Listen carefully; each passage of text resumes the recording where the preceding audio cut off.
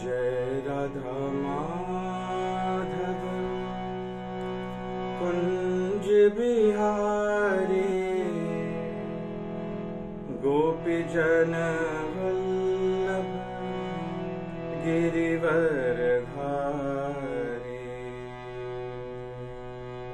जय राधा माधव कुंज बिहारी गोपी जन वल्लभ गिरिवर धारी। यशोदानंदन ब्रज जन रंजन यशोदानंदन ब्रज जन रंजन यमुना तीरा वनचारी। यमुना तीरा वनचारी। जय राधा माधव कुंज बिहारी गोपी जन गिरिवर धारी। गोपी जन वल्लभ गिरिवर धारी। गोपी जन वल्लभ गिरिवर धारी।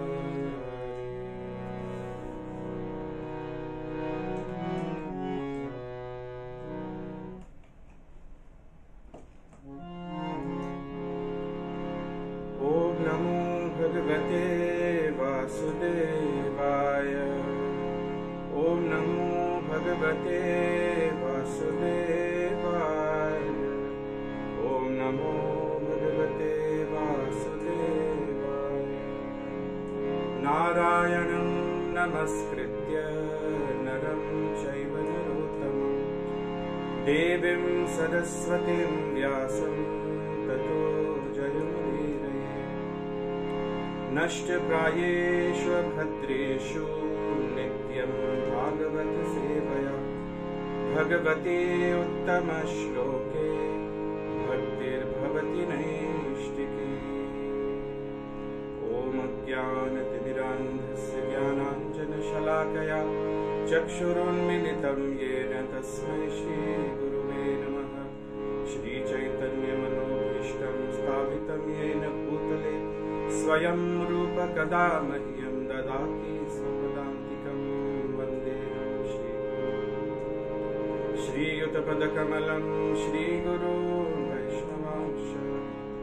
श्रीरूपं साग्रजातां सहगण रघुनाथान्वितं तं सजीवं साद्वैतं सावधूतं परिजनसहितं कृष्णचैतन्यदेवं श्रीराधा कृष्णपादान् सहगण ललिता श्रीविशाखान्वितांश्च नमो विष्णुपादाय कृष्णप्रेष्ठाय भूतले श्रीमते भक्तिवेदान्त स्वामिनिति नामिने।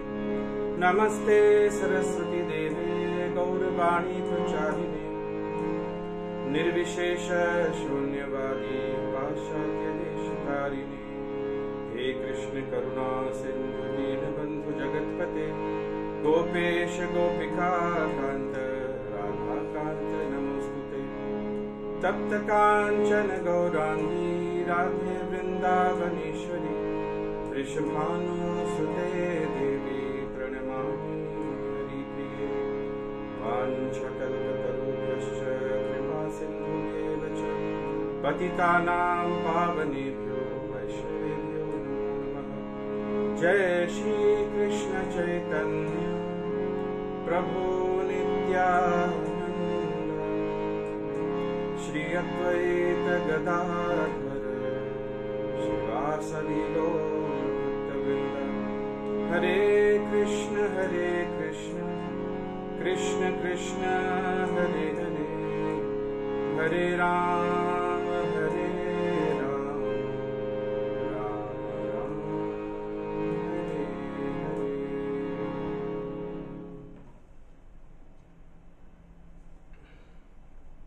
हरे कृष्ण।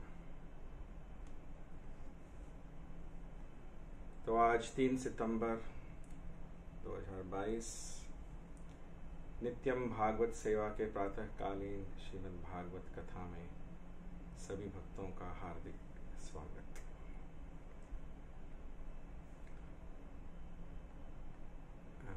आज के श्लोक आप लोग शेयर करेंगे।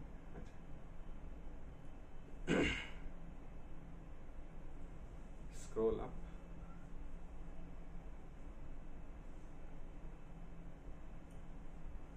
ये हरे कृष्णा माता आई थिंक 12 से शुरू है, 12 से 17।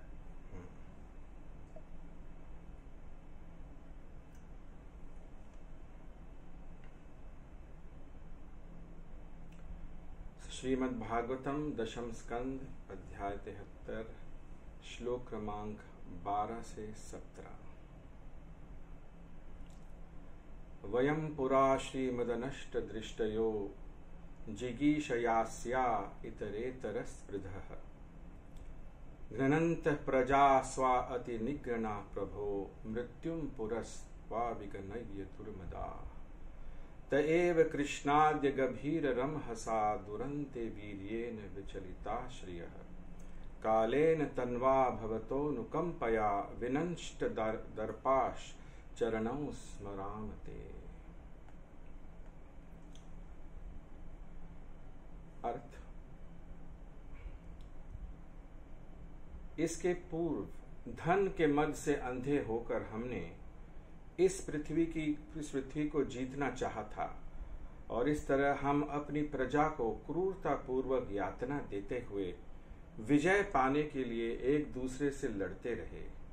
हे प्रभु, अब आपका वह शक्तिशाली स्वरूप हे प्रभु, हमने दंभ में आकर अपने समक्ष मृत्यु रूप में उपस्थित आपका अनादर किया, किंतु हे कृष्ण, अब आपका वह शक्तिशाली स्वरूप जो काल कहलाता है और रहस्यमय ढंग से तथा दुर्दम रूप में गतिशील है, उसने हमसे हमारे ऐश्वर्य छीन लिए हैं।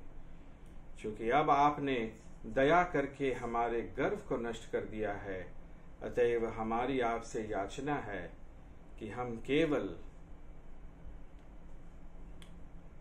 जो भी स्क्रोलिंग का इंचार्ज है कृपया ध्यान दीजिए, यहाँ पर केवल आपके चरण कमलों का स्मरण करें। अथो न राज्यम मृगतृष्णि रूपितम देहेन शश्वत पततारुजाम भुवा उपाशितव्यम स्पृहयामहे विभो क्रिया फलम प्रेत्य चकर्ण रोचनम। अब हम कभी भी मृग तृष्णा तुल्य ऐसे राज्य के लिए लालायित नहीं होंगे जो इस मर्त्य शरीर द्वारा सेवित हो, वह शरीर जो रोग तथा कष्ट का कारण हो और प्रत्येक क्षण क्षीण होने वाला हो। हे विभो, नहीं हम अगले जन्म में पुण्य कर्म के दिव्य फल भोगने की लालसा रखेंगे, क्योंकि ऐसे फलों का वायदा कानों के लिए रिक्त बहलावे के समान है। तात्पर्य ऐसी भक्तिवेदांत स्वामी श्री प्रभुपाद जी द्वारा, ये प्रभुपाद जी के भक्तों के द्वारा है, क्योंकि प्रभुपाद जी के तात्पर्य दशम स्कंद के केवल 14वें अध्याय तक ही आए थे। राज्य को अथवा राजनीतिक प्रभुता को बनाए रखने के लिए मनुष्य को कठिन श्रम करना होता है। फिर भी वह शरीर जो कि मनुष्य की राजनीतिक शक्ति को बनाए रखने के लिए कठिन परिश्रम करता है, स्वयं ही नश्वर है। प्रति क्षण यह शरीर मृत्यु की ओर बढ़ता रहता है और इसे अनेक कष्टप्रद रोग भोगने पड़ सकते हैं। इस तरह शुद्ध आत्मा के लिए संसारी शक्ति का यह सारा खेल समय का अपव्यय है। उसे तो अपनी सुप्त कृष्ण चेतना को जागृत करने की आवश्यकता रहती है। वैदिक शास्त्रों तथा अन्य धार्मिक ग्रंथों में उन लोगों के लिए जो इस जीवन में पुण्य कर्म करते हैं अगले जन्म में समृद्धि तथा स्वार्गिक भोग दिलाने के अनेक वायदे मिलते हैं। ऐसे वायदे सुनने में मधुर लगते हैं, किंतु वे इससे अधिक कुछ नहीं है। भौतिक भोग चाहे स्वर्ग का हो या नरक का, शुद्ध आत्मा के लिए एक प्रकार का मोह है। भाग्यशाली राजाओं को अब जबकि उन्हें भगवान कृष्ण का सानिध्य मिला है, भौतिक सृष्टि के माया जाल से परे उच्चतर आध्यात्मिक सत्य की अनुभूति हो गई है। तम न समादिशोपायम येन ते चरणाब्जयो स्मृतिर्यथा न विरमेद अपि संसारताम इह। कृपया हमें बतलाएं कि हम किस तरह आपके चरण कमलों का निरंतर स्मरण कर सकें, यद्यपि हम इस संसार में जन्म मृत्यु के चक्र में घूम रहे हैं। तात्पर्य: भगवत कृपा होने पर ही हम भगवान का निरंतर स्मरण कर सकते हैं। परम मोक्ष प्राप्त करने की सबसे आसान विधि ऐसा ही स्मरण है, जैसा कि भगवत गीता में 8वें अध्याय पहले श्लोक में बतलाई गई है। अनन्य चेता सततम यो माम स्मरति नित्यशः तस्याहं सुलभः पार्थ नित्य युक्तस्य योगिनः। जो बिना किसी प्रकार के विचलन के मेरा स्मरण सदैव करता है, हे पार्थ, मैं उसके भक्ति में निरंतर लगे रहने के कारण उसके लिए आसानी से सुलभ हो जाता हूँ। अपि संसरताम यह शब्द सूचित करते हैं कि राजागण न केवल मुक्ति के लिए कृष्ण के पास पहुंच रहे थे, अपितु उनके चरण कमलों को सदैव स्मरण करते रहने में समर्थ होने का वर प्राप्त करने के लिए ऐसा कर रहे थे। ऐसा निरंतर स्मरण प्रेम का लक्षण है और भगवत प्रेम जीवन का वास्तविक लक्ष्य है। कृष्णाय वासुदेवाय हरये परमात्मने प्रणत क्लेश नाशाय गोविंदाय नमो नमः। हम वसुदेव के पुत्र भगवान कृष्ण अर्थात हरि को बारंबार नमस्कार करते हैं।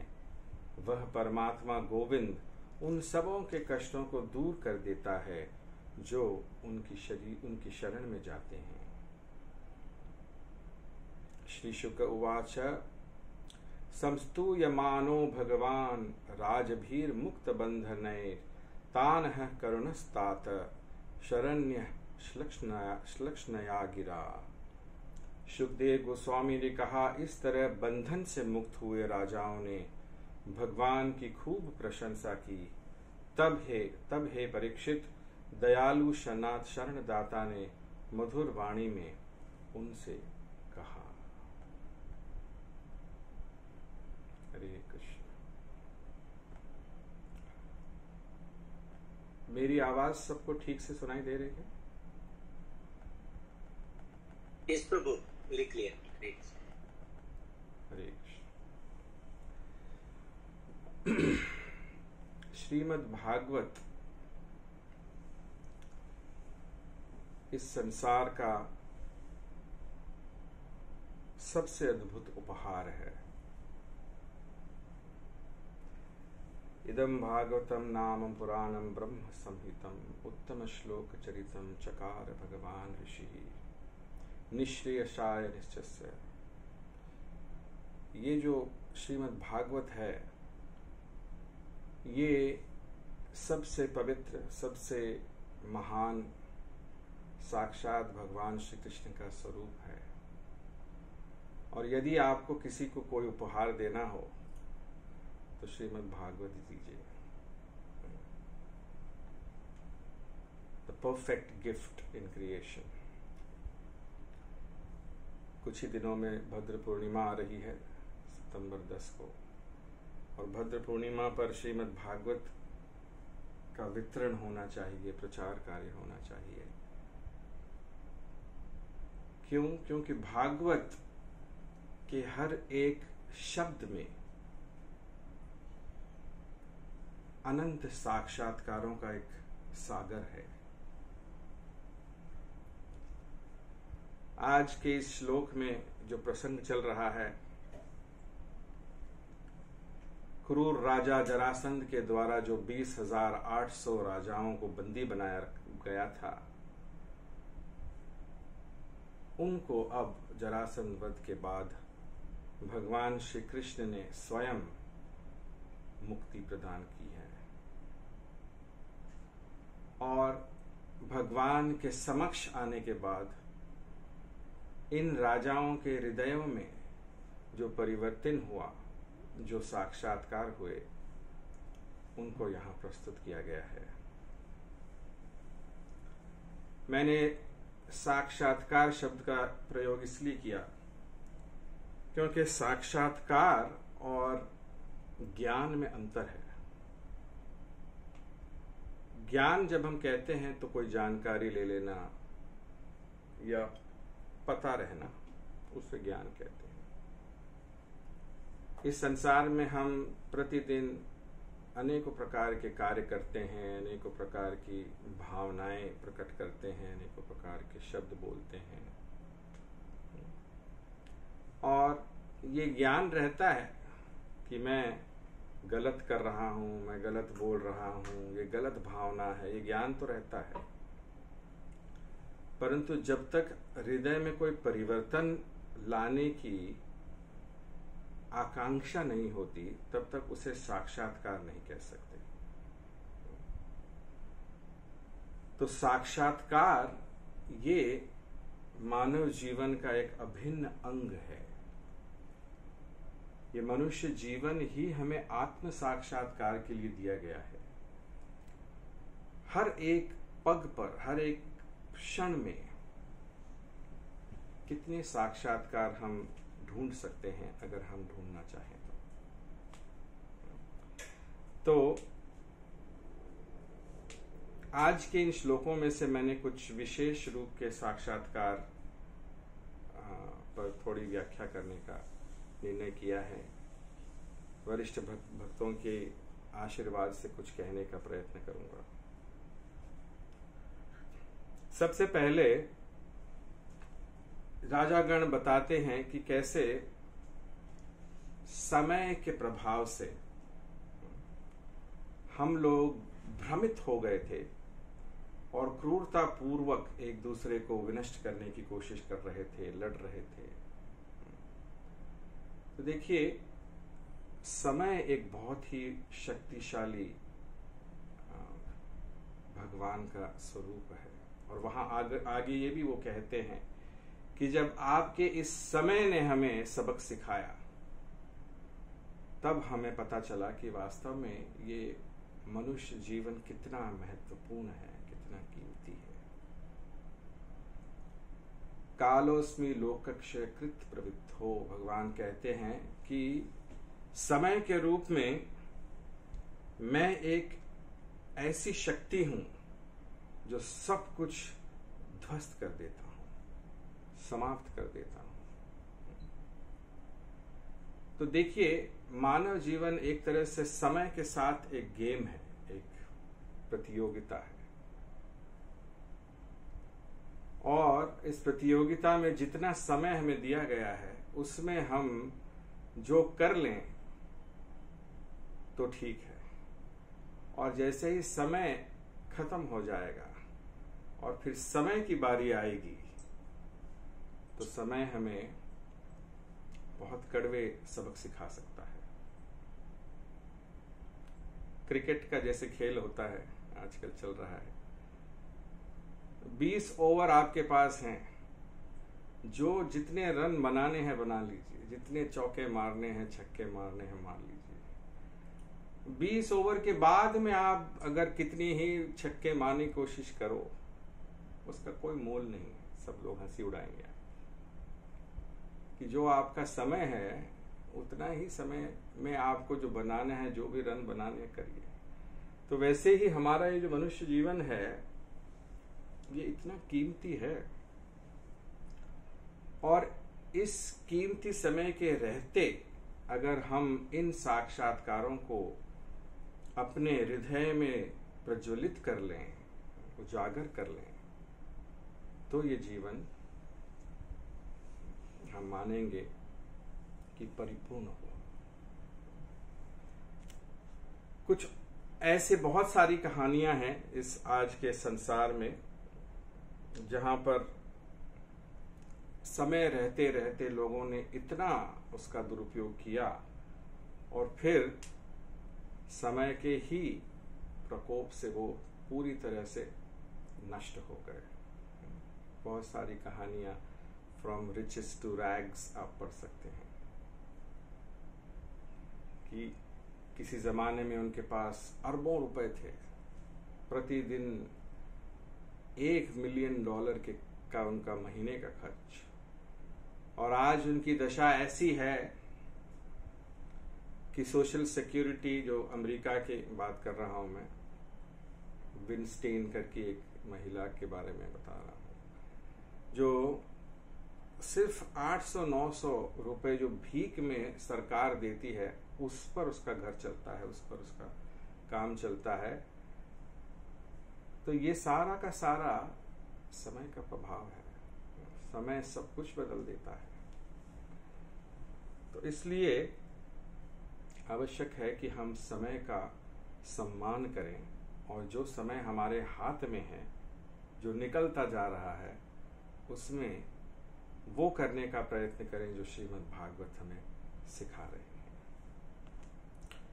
एक और साक्षात्कार जो यहाँ पर राजागण प्रस्तुत करते हैं वो है कि ये जो शरीर जो है हमारे पास, जो राजनीतिक और अनेकों प्रकार के सुख सुविधाओं की को बटोरने के लिए हमें दिया गया है, ये वास्तव में स्वयं ही नश्वर है और दुखों का और क्लेशों का कारण है।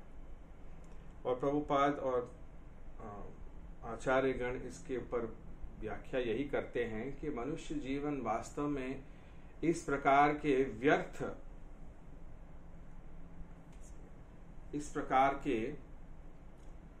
व्यर्थ मेहनत के लिए नहीं बना है। क्योंकि हम कितना भी मेहनत कर लें, कितना भी परिश्रम कर लें, कितना कुछ भी हम बटोर लें, अंत में जब मृत्यु आएगी और ये शरीर जो इतने क्लेशों से और बीमारियों से भरा पड़ा है, जब वो आएगा तो ये सारे के सारे सुख धरे रह जाएंगे, हम इसका कोई उपयोग नहीं कर पाएंगे। और इसी तरह से हेवनली फ्रूट्स इसमें बताया गया है कि जो लोग स्वार्गिक सुखों के लिए आकर्षित होते हैं और अनेकों प्रकार के पुण्य कर्म करते हैं, ये सोच के कि मुझे अगले जीवन में स्वर्ग की प्राप्ति होगी, ऐसा भी लक्ष्य बड़ा ही मूर्खता का लक्ष्य है। क्योंकि जो भी हमारे पास में पुण्य है वो समाप्त होकर हमें पुनः इस मृत्यु लोक में ले आएंगे। तो ये प्रयास भी कोई बुद्धिमानी का कार्य नहीं है। फिर एक और यहाँ पर साक्षात्कार आता है कि भगवान श्री कृष्ण के सानिध्य से उन्होंने इस बात का साक्षात्कार किया कि मनुष्य जीवन का सबसे उत्तम लक्ष्य, सबसे चरम लक्ष्य है प्रेम, भगवत प्रेम। और इस तरह से वो प्रार्थना कर रहे हैं भगवान कृष्ण से कि आप अब हमें ये आशीर्वाद दीजिए कि हम सदैव आपका स्मरण कर सकें, आपके चरण कमलों का स्मरण कर सकें। तो ये बहुत ही एक महत्वपूर्ण बात यहाँ पर आई है जिसको हमको बहुत गंभीरता से सोचना चाहिए कि जब हम स्मरण की बात करते हैं तो वास्तव में स्मरण है क्या। देखिए, स्मरण दो प्रकार के होते हैं। एक तो जो हम स्कूल कॉलेजों में पढ़ने के लिए रट्टा मारते हैं, याद करने के, वो एक स्मरण होता है। और जब हम पेपर लिखने जाते हैं तो उसको याद कर करके आंसर्स लिख देते हैं, वो एक स्मरण है। लेकिन एक दूसरा स्मरण होता है, वो होता है प्रेम का स्मरण। और ये प्रेम के स्मरण की यहाँ पर बात हो रही है। अगर आप ध्यान दें तो अंत में तात्पर्य के अंत में आचार्यगण लिखते हैं कि स्मरण प्रेम का लक्षण है और भगवत प्रेम ही जीवन का अंतिम लक्ष्य है। तो प्रेम जहां होता है वहां स्मरण अपने आप ही होने लग जाता है। इस भौतिक संसार में यदि हम किसी से अत्यधिक प्रेम करते हैं तो उसका स्मरण करना नहीं पड़ता, उसका स्मरण होता ही रहता है। तो भगवान कृष्ण ऐसे स्मरण की बात कर रहे हैं, शास्त्र ऐसे स्मरण की बात कर रहे हैं जो स्वाभाविक तरीके से हमारे हृदय से होता रहे। अब हम लोग पूछेंगे कि भाई प्रभु ये तो बहुत मुश्किल कार्य है, स्वाभाविक तरीके से ये स्मरण होता नहीं है, कोशिश करते रहनी पड़ती है। तो इसीलिए इस स्मरण को स्वाभाविक तरीके से जागृत करने हेतु ही भगवान ने हमें ये विज्ञान भी बताया है कि स्मरण तब जागृत होगा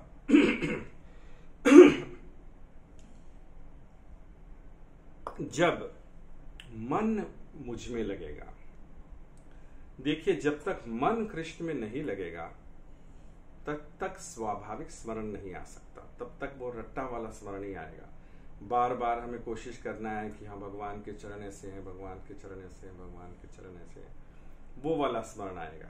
वो भी खराब नहीं, अच्छा है, कोशिश करते रहना चाहिए, लेकिन स्वाभाविक स्मरण ही हमारा लक्ष्य होना चाहिए, जो कि मन जब भगवान मन मना भवमत भक्तो मध्याजी माम नमस्कुरु, कि जब तक मन भगवान में नहीं लगेगा तब तक वो स्मरण नहीं आएगा।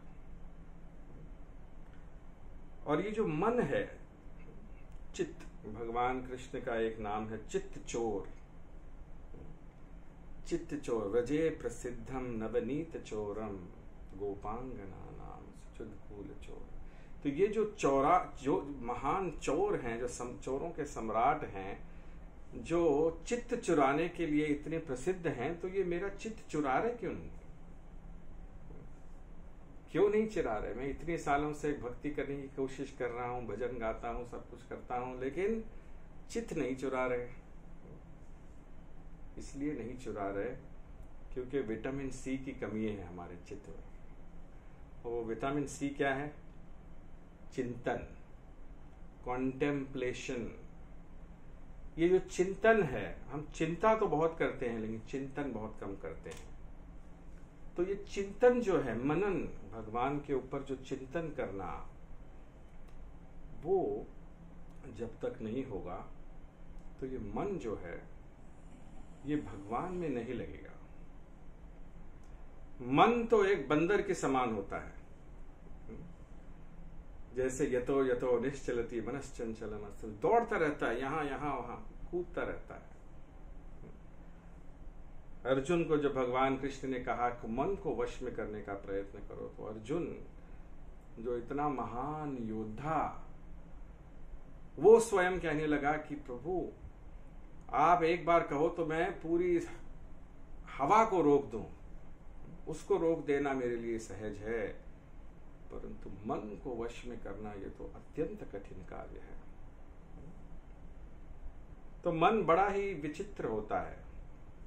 मन का स्वभाव है संकल्प विकल्प, कभी ये संकल्प, कभी ये अच्छा नहीं, कभी ये ज्यादा अच्छा है। और मन कैसे कार्य करता है? दो तरीके से। या तो मन फ्यूचर में, भविष्य में रहता है कि मैं आगे जाके ये करूंगा, मैं वो करूंगा, मुझे ये करना है, मुझे वो करना है, और अनेकों प्रकार के संकल्प करता रहता है, मुझे वो प्राप्त करने के लिए ये करना है, मुझे वैसे मेहनत करना है। या तो ये करता रहता है, और या फिर पीछे का भूतकाल के बारे में सोच क्या यार मैंने ऐसा क्यों किया, काश मैं वो करता, काश मैंने ये डिग्री प्राप्त की होती, काश मैंने वो जगह पे धंधा शुरू किया होता, काश मैंने इससे विवाह किया होता, काश मैंने उससे विवाह किया। तो इस तरह से मन रोता रहता है। तो ये दो कार्य होते हैं मन के। तो ऐसे मन को जो निरंतर इस तरह से कार्यान्वित रहता है, उसे भगवान की इस मधुर लीला में, भगवान के मधुर स्वरूप में रमाने के लिए क्या किया जाए, तो यही प्रश्न है। तो आचार्यगण समझाते हैं कि जब हम भगवान की लीला श्रवण करते हैं, भगवान के मधुर वचनों को सुनते हैं, भगवान के मधुर गुणों के बारे में सुनते हैं, तो धीरे धीरे ये मन जो है भगवान में लगने लगता है। श्रवण, ये जो श्रवण है, ये एक इतना शक्तिशाली यंत्र है हमारे पास। इसका अगर हम प्रयोग करें नित्य रूप से, तो ये श्रवण हमें बहुत कुछ प्रदान कर सकता है। तो श्रवण के उपलक्ष्य में मैं आपको श्रवण के बारे में आपको एक सुंदर श्लोक बताना चाहूंगा, जो 4th स्कंद से है, जहां नारद मुनि प्रचिनी गर्भ से कहते हैं। ध्यान से सुनिए। यत्र भागवता राजन साधवो विशदाशय भगवद गुणानुकथन श्रवण व्यग्र चेतसः तस्मिन् महान मुखरिता मधुभिच्चरित्र पीयूष शेष सरित परितः श्रवन्ति ताये पिबन्त्य वितृषो नृपगाढ़ कर्णैश तान्ये स्पृशन्त्य शन त्रिद भय शोक मोह। नारद मुनि कहते हैं कि हे किंग, हे राजन, जिस स्थान पर भगवान के भक्त सारे नियमों का पालन करते हुए शुद्ध चेतना से भगवान के दिव्य गुणों और लीलाओं का श्रवण कीर्तन कर रहे हों, ऐसे स्थान से यदि कोई इस अमृत का पान कर ले, जो एक नदी के समान बहते रहती है, तो तुरंत ही ऐसा व्यक्ति अपने जीवन की सारी आवश्यकताओं को भूल जाएगा, भूख प्यास को भूल जाएगा और समस्त मोहों से और समस्त भ्रमों से छूट जाएगा। तो श्रवण पर कितनी सारी श्लोक हमने सुने हैं, पढ़े हैं भागवत में, और नित्यम भागवत सेवा का भी यही मुख्य उद्देश्य है कि नित्य रूप से भगवान के लीलाओं का श्रवण किया जाए। श्रवण से संबंधित एक कथा आपको बताना चाहूंगा कि पुराणों में एक कथा आती है कि पुण्य धाम नाम का एक महान भक्त हुआ करता था, जो गंगा के किनारे थोड़ी दूर पे रहता था। अब इस पुण्य धाम के गांव में एक बृहद्रभ नाम का एक भक्त था, शुद्ध भक्त, एक महान आचार्य था।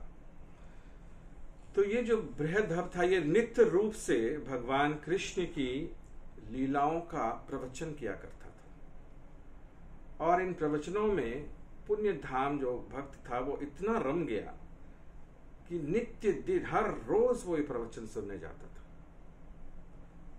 अब हुआ क्या कि इतना ज्यादा ये इन प्रवचनों में डूब गया कि गंगा जो निकट से बह रही थी, गंगा की ओर कभी इसका ध्यान ही नहीं गया, और ये सदैव भगवान में ही रमा रहता था और गंगा स्नान करने कभी जाता ही नहीं था। तो एक दिन कुछ यात्री जा रहे थे, दूर से आए, बोले हम आपके निकट गंगा स्नान करने आए हैं, तो क्या आपके घर थोड़ा विश्राम कर सकते हैं, फिर आगे 2-3 किलोमीटर आगे गंगा स्नान करने जाएंगे। तो उन्होंने पुण्य धाम को पूछा कि गंगा जाने का रास्ता कहाँ है। तो पुण्य धाम ने कहा कि क्षमा कीजिए महानुभाव, मैं जानता नहीं हूँ गंगा का रास्ता कहाँ है, लेकिन सुना ऐसा है कि यहीं से 2-3 किलोमीटर दूर।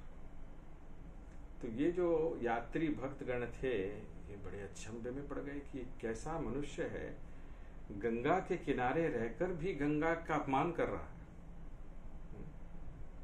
ऐसे भ्रष्ट व्यक्ति से हम मिले ही क्यों। तो अपने मन में उसके प्रति दुर्भावना लेकर वो वहां से चले गए, और फिर किसी तरह से वो गंगा तट तक आए तो वहां आए तो देखा कि गंगा मैया पूरी तरह से सूख चुकी थी, और ये देखकर वो लोग दंग रह गए कि गंगा मैया ही सूख गई है पूरी। तो उन्होंने निर्णय किया कि हम और आगे चलते हैं, देखते हैं कि कहाँ आगे शायद जल मिल जाए। तो करते करते गंगोत्री तक पहुंच गए, जो गंगा का मुख है, गोमुख तक, वहां तक पहुंच गए, लेकिन गंगा ने एक बूंद पानी उनको नहीं दिया। तो वो परेशान हो गए, घुटनों पर गिरकर प्रार्थना करने लगे कि हे गंगे, आपने ऐसा क्या क्यों किया, हमें क्यों ऐसा दंड दे रहे हो। तब गंगा ने प्रकट होकर उन्हें एक डांट लगाई कि तुमने एक शुद्ध भक्त का, भगवान नारायण, भगवान श्री कृष्ण के एक शुद्ध भक्त का अपमान कर कैसे किया। क्या तुम नहीं जानते कि भगवान के ऐसे शुद्ध भक्त वास्तव में मेरे प्राण हैं। वास्तव में मैं ऐसे शुद्ध भक्तों के चरणों को छूकर ही पवित्र रहती हूं। क्या तुम नहीं जानते कि ऐसे शुद्ध भक्तों के जो हृदय हैं, त्वयि में अनन्य विषया मतिर मधुपते स्वकृत रतिम उद्वाहता दद्धा गंगे वोघम उधन्वती। क्या तुम नहीं जानते कि ऐसे शुद्ध भक्त गंगा के समान है। उनके जो हृदय का जो आकर्षण है, उनके जो हृदय का प्रेम है, वो गंगा के समान भगवान कृष्ण की ओर बहता है। तो गंगा मैया ने ऐसे कृत्रिम भक्तों को ये सबक सिखाने के लिए ये लीला की कि भगवान के भक्त जो नित्य रूप से भगवान की लीलाओं का श्रवण करते रहते हैं, ये बहुत विशेष हैं। तो भगवान की लीलाओं का श्रवण, भगवान के विषय में चिंतन, भगवान के विषय में जो स्मरण है, इसको बढ़ाते रहना चाहिए। और इसको बढ़ाने का जो सबसे सरल उपाय है वो है कृष्ण कथा, कृष्ण कथा, कृष्ण लीलाओं का श्रवण। तो आइए अंत के कुछ 15-20 मिनट अब हम ऐसी कुछ सुंदर कृष्ण लीलाओं का श्रवण करते हैं, जिससे हमारे हृदय में भगवान के प्रति आकर्षण बढ़े, जिससे हमारे मन में भगवान के प्रति प्रेम बढ़े। क्योंकि ये लीलाएं ही हैं जो वास्तविक तत्व है। अभी तक तो हमने केवल महिमा बताई, लेकिन जो वास्तविक दवा है, जैसे निवृत्त, उसमें कौन सा श्लोक है, दशम स्कंद में, गीयमाना भवौषधा छोत्र मनोभिरामा कौत्तम श्लोक गुणानुवादात। तो ये जो श्लोक है, यहाँ पर सुखदेव गोस्वामी कहते हैं कि निवृत्त तरशय रूपगीय माना, जो पूरी तरह से इस संसार की जो व्यर्थता को समझ गए हैं, वो भगवान श्री कृष्ण की दिव्य लीलाओं को सुनने में अपना मन लगाए रखते हैं। क्यों? क्योंकि भगवान श्री कृष्ण की लीलाएं ही एक ऐसी औषधि है जो हमें हमेशा हमेशा के लिए इस जन्म मृत्यु के चक्र से छुटकारा दिला सकती है। और वो कैसे? क्योंकि कृष्ण लीला सुनने से हमारे हृदय में प्रेम उत्पन्न होता है। भगवान कृष्ण का सब कुछ इतना मधुर है। अधरम मधुरम वदनम मधुरम हसितम मधुरम हृदयम वदनम।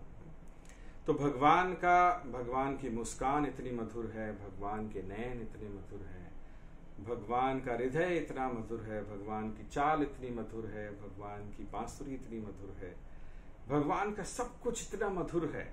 मधुराधिपते अखिलम मधुरम। तो ऐसे मधुर तत्वों के सम्राट के विषय में जब हम सुने तो स्वाभाविक है कि हमारे हृदयों में भी प्रेम उत्पन्न हो सकता है। तो कुछ लीलाएं मैं आपको सुनाना चाहूंगा। सबसे पहली लीला श्रीमती राधा रानी से संबंधित है, क्योंकि कल राधा अष्टमी है। इस लीला का वर्णन मैंने एक भजन से सुना था जो उड़िया भाषा में है, और चंडीदास और विद्यापति जैसे महान जो भक्त हुए हैं, जिनके भजन श्री चैतन्य महाप्रभु स्वयं सुना करते थे, उन्होंने इस भजन में वर्णन किया है कि एक बार श्रीमती राधा रानी जो भगवान श्री कृष्ण के विरह में इतना परेशान थी, इतना विलाप कर रही थी, कई दिनों तक रोते ही जा रही थी, क्योंकि कृष्ण वृंदावन छोड़कर चले गए थे। तो एक दिन अपनी सखियों के पास आंसुओं में भरी हुई राधा रानी रोते रोते कहती हैं कि मुझे कोई विष क्यों नहीं दे देते, मैं नहीं इस दर्द को, इस पीड़ा को मैं और नहीं सह सकती, मुझे कोई विष दे दो। तो सखियां बोलने लगी कि हे राधे, आपको विष दे देंगे तो भी कुछ नहीं होगा।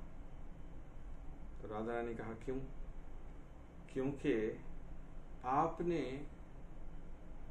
इस मधुर सम्राट, इस कृष्ण के अमृतमय स्वरूप का दर्शन किया है, आपने कृष्ण के अमृतमय नयनों को देखा है, आपने कृष्ण के अमृतमय होठों को चखा है, तो कैसे संभव होगा कि इस संसार का कोई भी विष आपकी कोई हानि कर सके। राधा रानी ने कहा नहीं, कुछ तो करो, कोई ऐसा विष लाओ जो उसके अमृत से भी ज्यादा शक्तिशाली हो। तो गोपियां कहने लगी कि ऐसा कोई विष बना ही नहीं है राधे, जो कृष्ण के अमृतमय गुणों से, अमृतमय सानिध्य से, अमृतमय नाम से, अमृतमय स्वरूप से भी ज्यादा शक्तिशाली हो। तो राधा रानी बड़ी परेशान होने लगी, तो कहने लगी तो मुझे किसी और तरीके से मार डालो, मुझे जला दो। तो लेकिन गोपियां कहने लगी कि हम कैसे कर सकते हैं। तो राधा रानी कहने लगी तो मुझे इस तमाल वृक्ष से ही लटका दो, मुझे बांध दो इस तमाल वृक्ष से, और मैं इसी तरह से अगर नहीं मर सकती तो मैं मूर्छित तो हो सकती हूँ, मैं मूर्छित होकर रह जाऊंगी। तो कहने लगी तमाल वृक्ष क्यों और क्यों नहीं, तमाल वृक्ष पे क्यों करना है ऐसा। तो राधा रानी कहने लगी कृष्ण कालो तमाल कालो ताई तो तमाल भालो भासी। तो ये बंगला में बोला कि कृष्ण भी तमाल है और ये वृक्ष भी तमाल है, तो अगर मैं इस तमाल वृक्ष से लिपटी रहूंगी तो कम से कम मैं कृष्ण से ना सही लेकिन इस तमाल वृक्ष से ही लिपटी रहूंगी।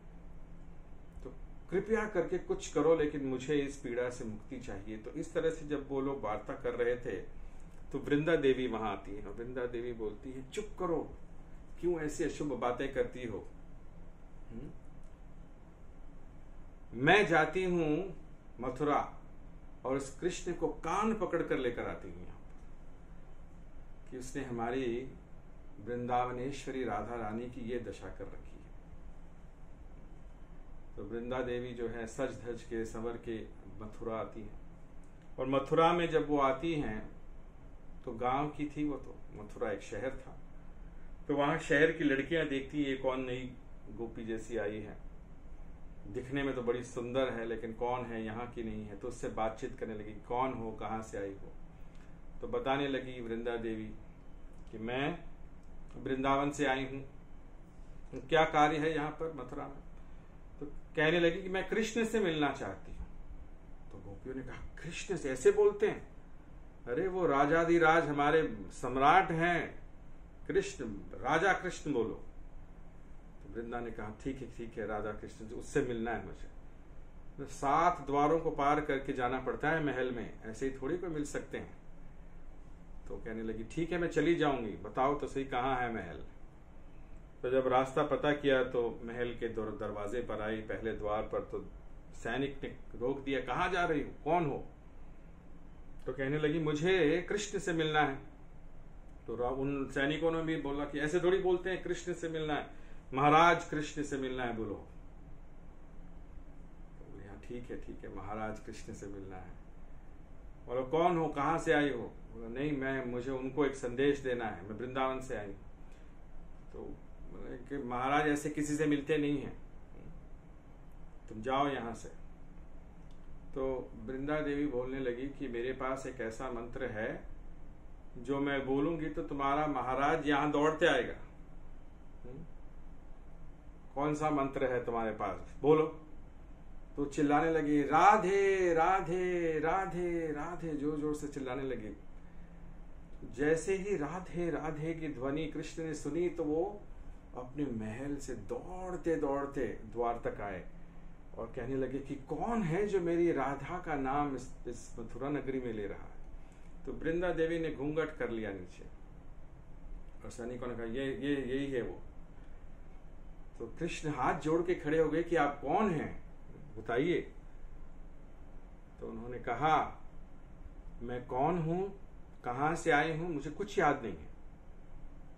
तो कृष्ण मुस्कुराने लगे कि अरे तुम कौन हो, कहां से आई हो, तुम्हें याद ही नहीं, ऐसे कैसे संभव है? तो वृंदा ने कहा कि ये मेरा दोष नहीं है, वो इस जगह का दोष है। यहाँ जो भी आता है वो भूल जाता है कि वो कौन है, कहां से आया है। तब भगवान कृष्ण समझ गए कि ये तो मुझे टॉन्ट मार रही है कि मैं भी भूल गया हूं। तो फिर कहने लगे कि आप बताइए कि आप कौन हैं, आपकी क्या समस्या है।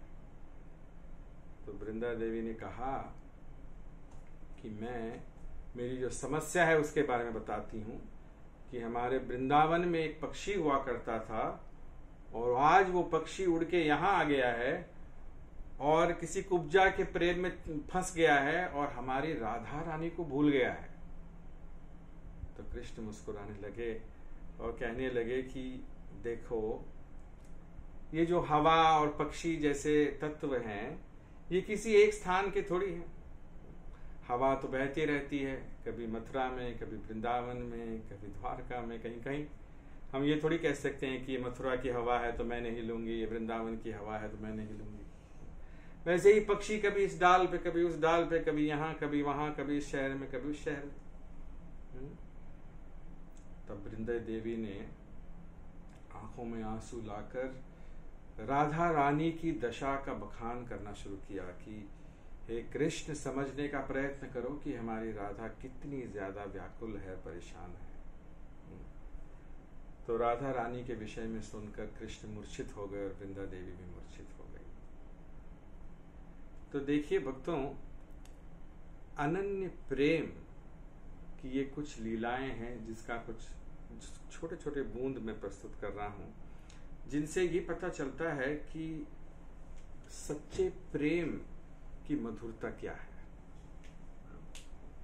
और ऐसी लीलाओं का श्रवण करते रहने से धीरे धीरे हमारे अंदर भी प्रेम उत्पन्न होता है और हमारा मन जो है वो कृष्ण की ओर आकर्षित होता है। एक और आपको कथा सुनाता हूं, फिर हम विराम करेंगे। कि एक बार एक शिकारी था जो हिमालयों में, हिमालय के पर्वतों में शिकार कर रहा था। तो उसने देखा कि एक बहुत ही अद्भुत पक्षी, तोते जैसा ही दिख रहा था, लेकिन इतना रंग बिरंगी था वो, अनेकों प्रकार के रंगों से भरा हुआ ये तोता। तो उसने सोचा कि ये तोता तो ऐसा विलक्षण है कि इसको अगर मैंने पकड़ लिया तो बहुत धन कमाऊंगा। तो उसने उस तोते को किसी तरह से जाल में फांस कर पकड़ लिया और घर ले आया। और घर लाने के बाद उसे पता चला कि इस तोते में न केवल ये दिखने में इतना अद्भुत है, परंतु इसके अंदर एक और बड़ा विलक्षण गुण है कि ये मनुष्यों की भांति बोल भी सकता है। तो ये तो बहुत ही अद्भुत पक्षी मिल गया मुझे। और गांव गांव घूमने लगा, उस पक्षी के करतब दिखाने लगा। वो पक्षी संस्कृत में बोलता था। तो इस तरह से लोग बाग उसे बहुत पैसे देने लगे। अब वो घूमते घुमाते आ गया वृंदावन में, और वृंदावन में आकर उसने अपने इस पक्षी का खेल दिखाना आरंभ किया। तो सारे आ गए, सारे ब्रजवासी आ गए, नंद महाराज आ गए, यशोदा आ गई, और सब लोग उसका खेल देख रहे हैं।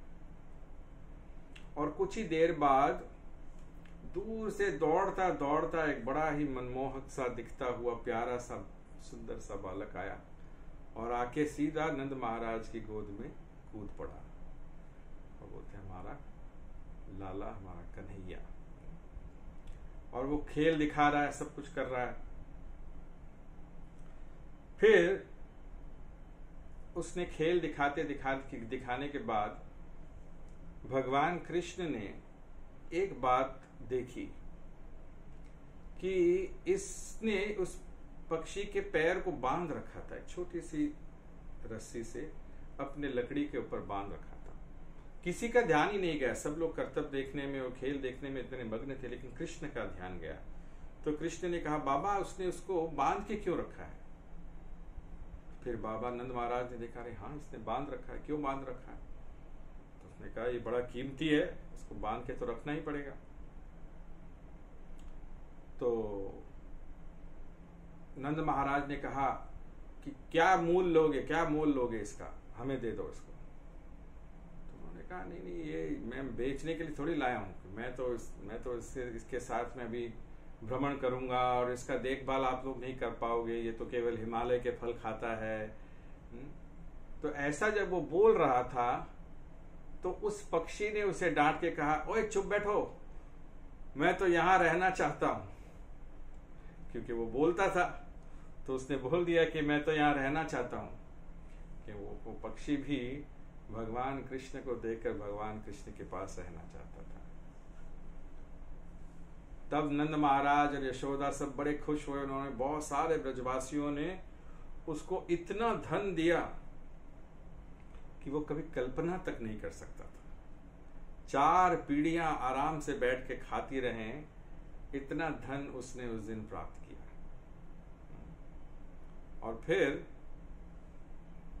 उस पक्षी को भगवान कृष्ण को उसने वो लकड़ी से बंधा हुआ ही दे दिया। और भगवान कृष्ण बड़े खुश हुए, अपने घर चले गए लेकर उसे, और उससे कहा कि तुम तो बड़े अद्भुत हो, कहां से आए हो, कौन कौन है तुम्हारे परिवार में? तो वो पक्षी कहने लगा कि मैं हिमालय से आया हूं और मेरे परिवार में मेरी एक पत्नी है, मेरा एक छोटा सा बच्चा है। तो कृष्ण ने कहा अच्छा। तो कृष्ण ने कहा जाओ तुम उनको भी लेकर आओ। और कृष्ण ने उसकी डोरी खोल दी और कहा जाओ, उड़ जाओ और उनको भी लेकर आओ। तो वो उड़ गया, लेकिन कुछ ही दिनों बाद वो वापस आया अपने परिवार को लेकर। तो ये कथा इस तरह से बताई जाती है, आचार्यगण बताते हैं कि हालांकि ब्रजवासियों ने राधा और नंद महाराज और यशोदा माई सब ने मिलकर इतना धन दिया था, लेकिन कृष्ण ये नहीं सोचा कि क्या ये वापस आएगा कि नहीं। कृष्ण तो सिर्फ प्रेम करते हैं और उस प्रेम से उन्होंने उसे मुक्त किया। कृष्ण बांधते नहीं हैं, कृष्ण प्रेम से हमें मुक्त करते हैं। तो उसी तरह से हमारे जीव, हमारे हृदयों को भी कृष्ण बांधते इस तरह से हैं कि वो हमें मुक्ति प्रदान करते हैं।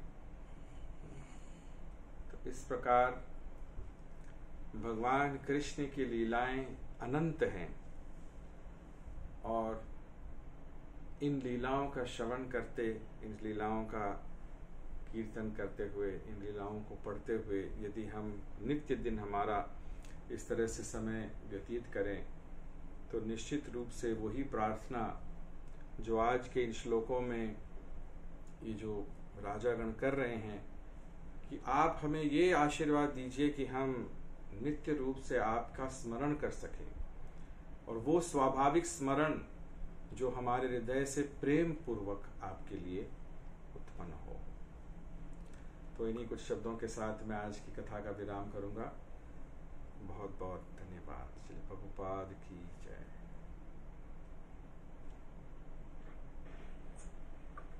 हरे कृष्णा। साधु साधु।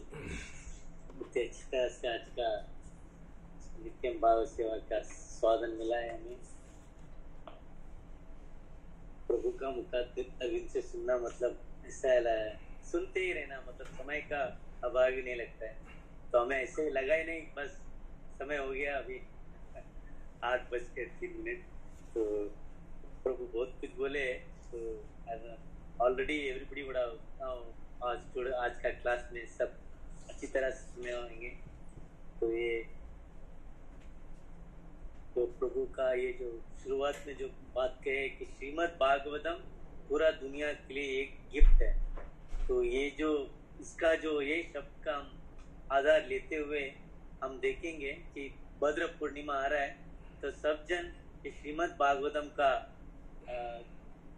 जो स्वरूप है उनको अपना अपना घर पे लाने के लिए आप ऑर्डर दे सकते हैं, और यहाँ भारतवर्ष में भी दे सकते हैं या लोकली भी दे सकते हैं। तो इसके लिए आप संपर्क कीजिए रूपानुगा प्रभु और मेरे से। तो अगर नहीं हो पा रहा है देने के लिए तो आप इसको दान के रूप में भी दे सकते हैं। तो इसके लिए आप संपर्क कीजिए। ये मेरा पहला रिक्वेस्ट था, क्योंकि प्रभु ने मुख्य गिफ्ट बताया, तो मैं ये अच्छा गिफ्ट दुनिया में यही है, तो इसको करना है। भद्र पूर्णिमा आ रहा है, तो प्रभु ने और बहुत सारा जो ये श्लोका के बारे में अच्छी तरह से बताते हुए बहुत सारे पॉइंट बोले। मैंने समय इतना सब जन सुने हैं तो आपको ज्ञान होगा। अगर कुछ पूछना कुछ मैं इसी संदर्भ में प्रभु से विनती करूंगा कि कुछ प्रश्न उत्तर रहेंगे हमारे जो जुड़े हुए भक्त से, तो उनसे हम प्रश्न उत्तर के माध्यम से हम और कथा को आगे बढ़ाएंगे। तो हरे कृष्णा। तो प्लीज अनम्यूट योरसेल्फ एंड आप अपना प्रश्न पूछ सकते हैं प्रभु से, और हम प्रश्नोत्तर के द्वारा हम और समझने के लिए कोशिश करेंगे। हरे कृष्णा।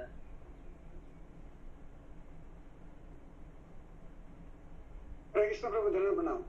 हरे कृष्णा। बहुत बहुत सुंदर कथा सुनाया प्रभु, अच्छा है, बहुत बहुत अच्छा। थैंक यू सो मच प्रभु। प्रभु जो आपने क्लास में जो बताया था, हर आदमी चिंता करता है, चिंतन कम करता है।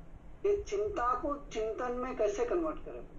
बहुत कोशिश करता है, हम लोग चिंता में रह जाता है, चिंतन तक नहीं जा पाता। उसका कैसे कर सकता है?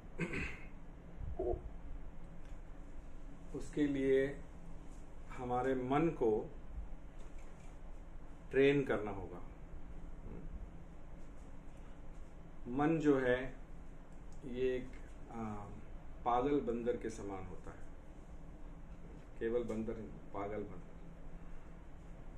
और उसको नियंत्रित करने के लिए कुछ विशेष कार्य करने पड़ते हैं। आपके प्रश्न ने मुझे एक स्मरण कराया कि ABCDE of controlling the mind. इसको आप याद रखिए, ABCDE। इसको अगर आप करेंगे तो धीरे धीरे ये जो मन है ये कंट्रोल में आ सकता है। ए है एसोसिएशन, संग। अगर संग में, सही संग में रहेंगे तो सही बातें सुनेंगे, सही धारणाएं आएंगी। B for books.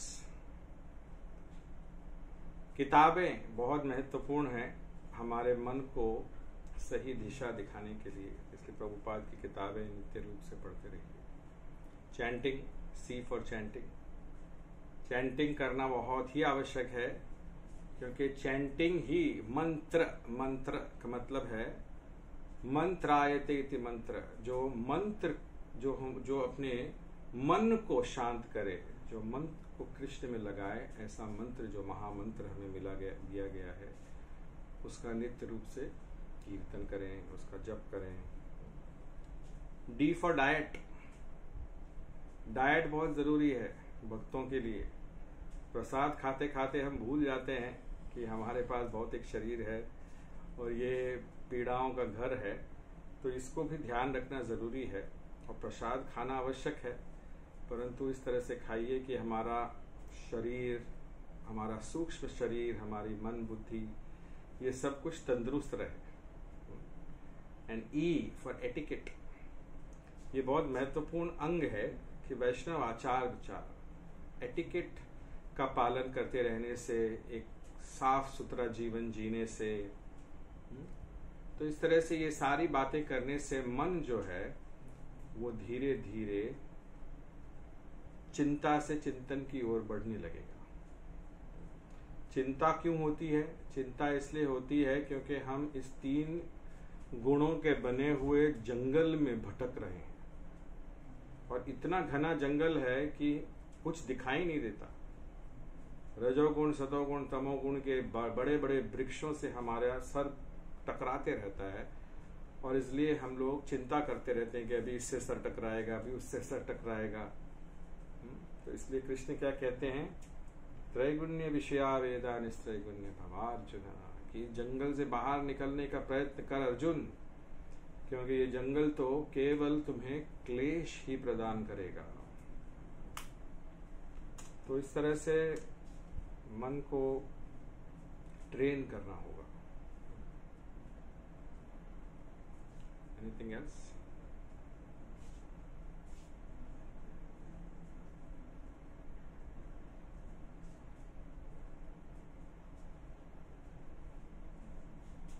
Hare Krishna, Hari Prabhu. Hare Krishna Prabhu, thank you Prabhu. Hare Krishna. और कुछ प्रश्न है तो प्रभु से आप पूछ सकते हैं। आप अपने आप को अनम्यूट करके प्रश्न पूछ सकते हैं।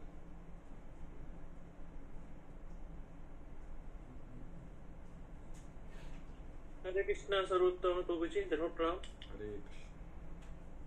प्रभु जी, जो शुरू में एक आपने उदाहरण दिया था, ये बहुत ही सुंदर उदाहरण दिया था कि जो जैसे आपने क्रिकेट का उदाहरण दिया था कि 20 ओवर जैसे हैं, जो हमारे पास समय है उसका सही उपयोग हमें करना चाहिए, और हम पास्ट, प्रेजेंट और फ्यूचर इसमें ही भटकते रहते हैं। तो मुझे एक जो गीता का श्लोक है, ये 20वां श्लोक, जिसमें भगवान बोलते हैं, दूसरे अध्याय का 20वां श्लोक जो है कि नायम भविता वा न भूया, मतलब जो आत्मा है ना उसका वे पास्ट है, ना प्रेजेंट है, ना फ्यूचर है। तो प्रभु, अगर हम लोग जो फंसे हुए हैं, जो बद्ध जीव है, उनका तो पास्ट, प्रेजेंट, फ्यूचर होता है, जो आत्मा है उसको किस तरह से अनलिमिटेड उसको जब बोलते हैं तो किस तरह समझे? अगर स्पिरिचुअल स्काई में हम लोग हैं, कोई आत्माएं हैं, तो क्या पास्ट, प्रेजेंट, फ्यूचर वहां पे नहीं है? तो इसको किस तरह समझे प्रभु? हरे कृष्ण। हरे कृष्ण। देखिए, जो नित्य शाश्वतो यम पुराणो न हन्यते, ये जो आपने श्लोक का कहा कि भगवान यहाँ पर आत्मा के इस गुण का उल्लेख कर रहे हैं कि आत्मा तो निरंतर है, शाश्वत है। जब हम भूत, वर्तमान, भविष्य की बात करते हैं तो एक समय का बोलते हैं कि लिमिटेशन आता है कि कोई अवस्था या कोई चीज पहले थी, आज है, कल भी होगी। तो ये this is all bound by time regulations. But when the Lord is explaining, he is saying आत्मा इज बियॉन्ड टाइम। ये जो सोल है, ये जो हमारी आत्मा है, ये समय के से परे है, न इसका कोई भूत है, न वर्तमान है, न भविष्य है। अब आपने ये प्रश्न पूछा कि हमारे जीवन में भूत, वर्तमान और भविष्य होता है। वो निश्चित होता है क्योंकि हम लोग इस भौतिक संसार में एक बद्ध अवस्था में आ गए हैं, ठीक है। और इस बद्ध अवस्था के 2 रूप हैं। एक तो जो निरंतर चलती आ रही है, जन्म जन्मांतर, जन्म मृत्यु जरा व्याधि का चक्र, वो भी एक बद्ध अवस्था का एक स्वरूप है, the broader perspective of the life of bondage. और फिर एक ऐसा भी पर्सपेक्टिव है जो एक एक शरीर में हमें मिलती है। जैसे हमने जब हम रीइंकार्नेशन के बारे में पढ़ते हैं तो हम जानते हैं कि कितने प्रकार की योनियों में जीव को भटकना पड़ता है। तो उन सारी योनियों में उसका भूत, वर्तमान, भविष्य सब कुछ होता है। और इसी के कारण भगवान कहते हैं कि इस भूत, वर्तमान, भविष्य जो एक पर्टिकुलर जीवन से संबंधित है, इससे परे हो तुम।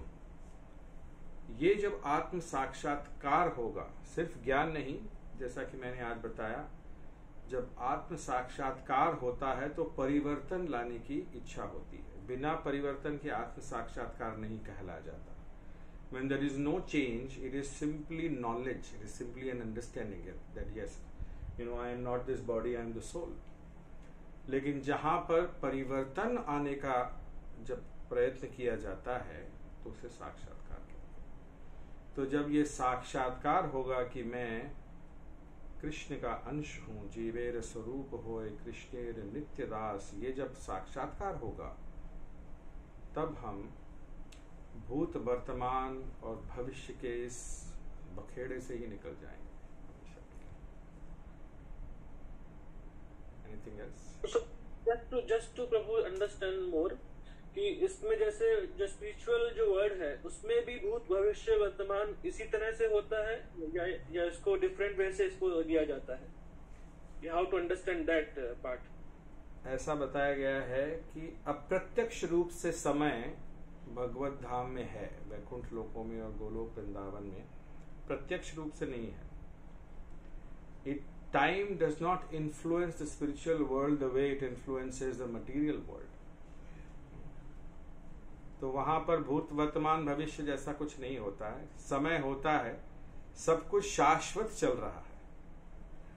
अब इसको समझने के लिए तो घर जाके ही पता चलेगा एग्जैक्टली, मुझे तो इतना समझ में नहीं आ रहा है, लेकिन जहां तक आचार्यों ने बताया है कि वहां समय है, नहीं भी है। वहां पर ये नहीं कह सकते कि मेरा जन्म अब हुआ था, मैं इतने साल का हो गया हूँ। कृष्ण हमेशा नव यौवनम रहते हैं। वहां पे कोई बुढ़ापा नहीं है, कोई बीमारी नहीं है, सब कुछ जैसा भगवान चाहते हैं वैसा होता है। सो time is conspicuous bye it's absence, ऐसा कहा गया ना कि समय का जो अस्तित्व है वो उसके ना होने से पता चलता है। ये बात को समझने के लिए वहीं जाना पड़ेगा। Thank you Prabhu, thank you.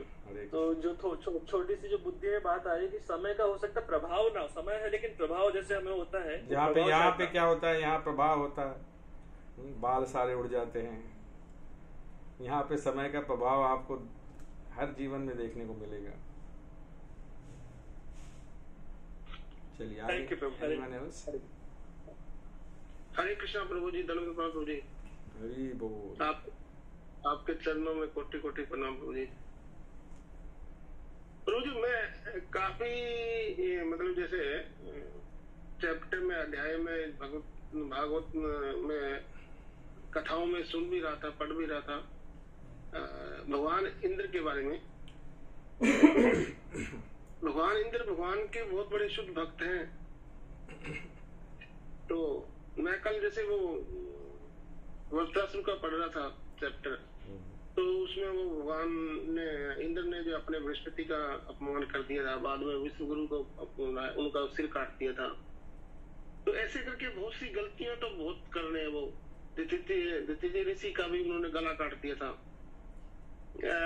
Gautam ऋषि का भी, और मतलब फिर भी भगवान उससे प्रेम करते हैं, है ना।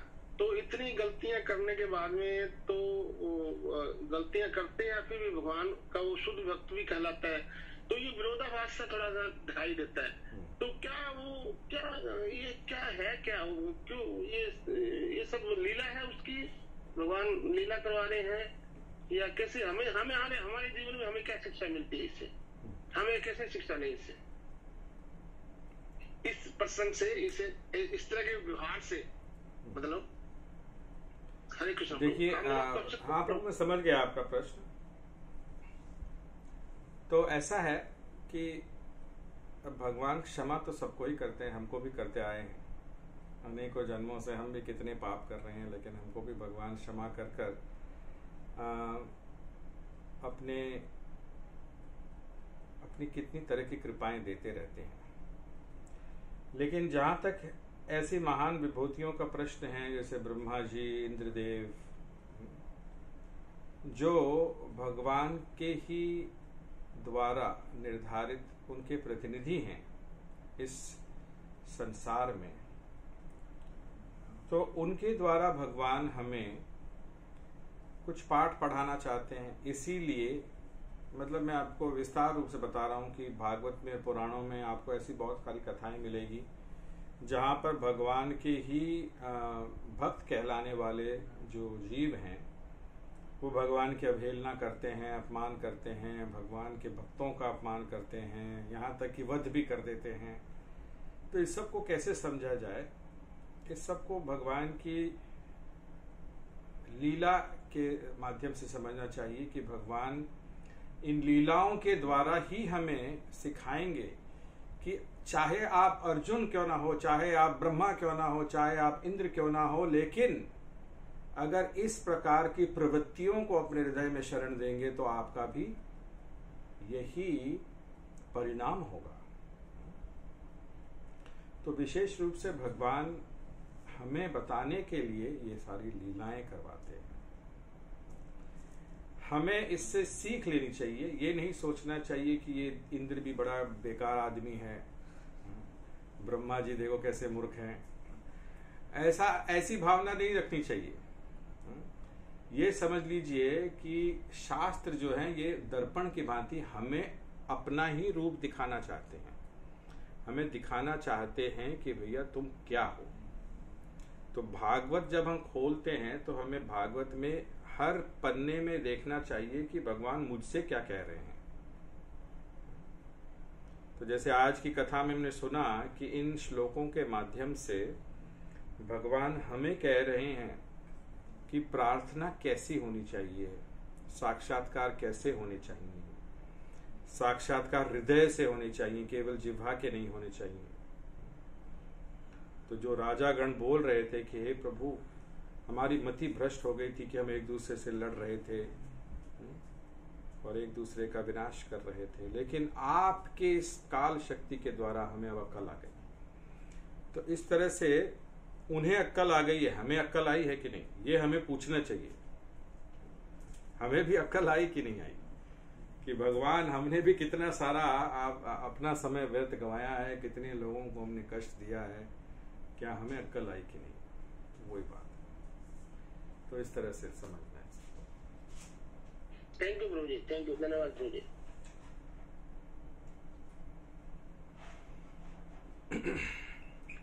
हरे कृष्ण। से हम आखिरी प्रश्न है तो हम पूछ लेंगे। हरे कृष्णा। प्रभु हरे कृष्णा। हरे कृष्ण। दंडवत प्रणाम।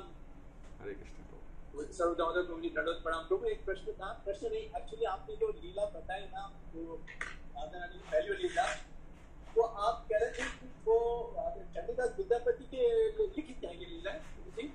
हाँ, उनके भजनों में से, उनके भजन से। अच्छा प्रभु आखिरी में लीला, आखिरी वाला पार्ट में थोड़ा समझ में है क्या हुआ, थोड़ा आखिरी वाला बताएंगे फिर से एक बार। आखिरी में बस यही, यहाँ तक ही इस वर्णन को मैंने सुना है, होगा आगे भी होगा शायद, लेकिन जहां तक मैंने सुना है कि राधा रानी के विषय में जब वृंदा देवी वर्णन करती हैं तो कृष्ण भी मूर्छित हो जाते हैं और वृंदा देवी भी मूर्छित हो जाती है। तो कवि जो भी, जिस भी कवि ने लिखी है, मेरे ख्याल से चंडीदास जी ने लिखी है, तो वो वर्णन कर रहे हैं इस लीला का इस तरह से। थैंक यू प्रभु, धन्यवाद, बहुत बहुत धन्यवाद। हरे कृष्ण। बहुत बहुत धन्यवाद सभी भक्तों का।